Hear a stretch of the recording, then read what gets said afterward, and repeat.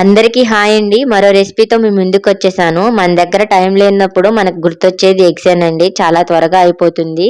అలాగే టేస్ట్ కూడా సూపర్గా ఉంటుంది. ఎగ్ పులుసుని నా స్టైల్లో ఒకసారి ప్రిపేర్ చేయండి. చాలా బాగుంటుంది. గ్రేవీ కూడా చాలా థిక్గా ఉంటుంది. టేస్ట్ అయితే నెక్స్ట్ లెవెల్ ఉంటుంది. ఒకసారి ప్రిపేర్ చేసుకుంటే మళ్ళీ మళ్ళీ చేసుకుంటారు. మీ లంచ్ బాక్స్ రెసిపీగా కూడా చాలా బాగుంటుంది.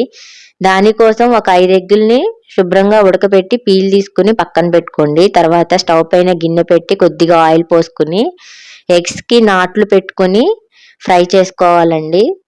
లేకపోతే ఆ ఎగ్స్ పేలిపోతాయి. అలా పేలి ముఖం డ్యామేజ్ అయిన వాళ్ళు కూడా చాలా మంది ఉన్నారు.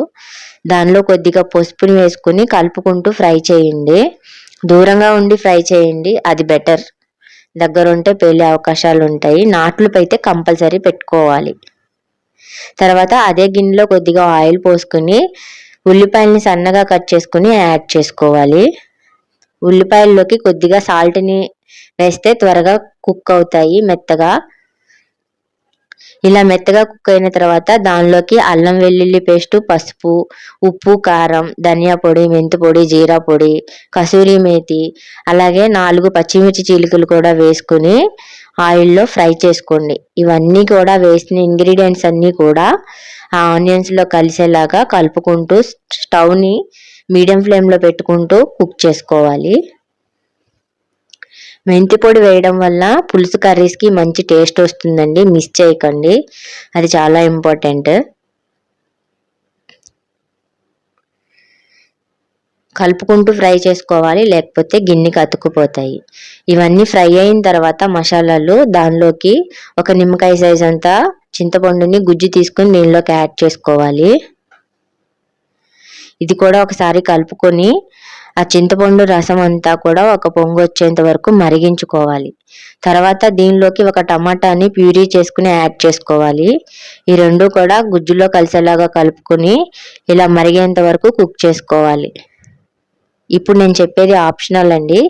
ఇలా అయినా దానిలోకి ఎగ్స్ వేసుకుని ఒక 5 నిమిషాలు ఉడికించి దించేసుకోవచ్చు. లేకపోతే ఇక్కడ నేను కాజు పేస్ట్ని యాడ్ చేస్తున్నానండి. టేస్ట్ ఇంకా బాగుంటుంది.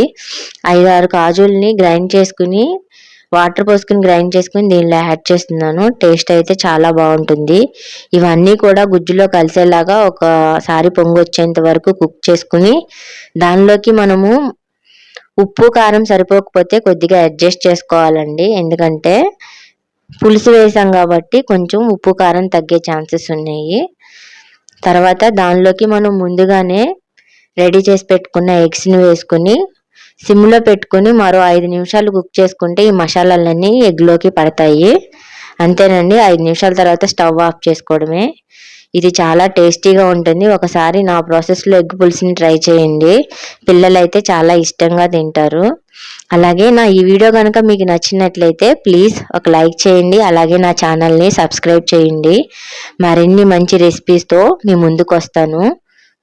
అలాగే మీ ఫ్రెండ్స్ అండ్ ఫ్యామిలీ మెంబర్స్కి ఈ వీడియోని షేర్ చేయండి.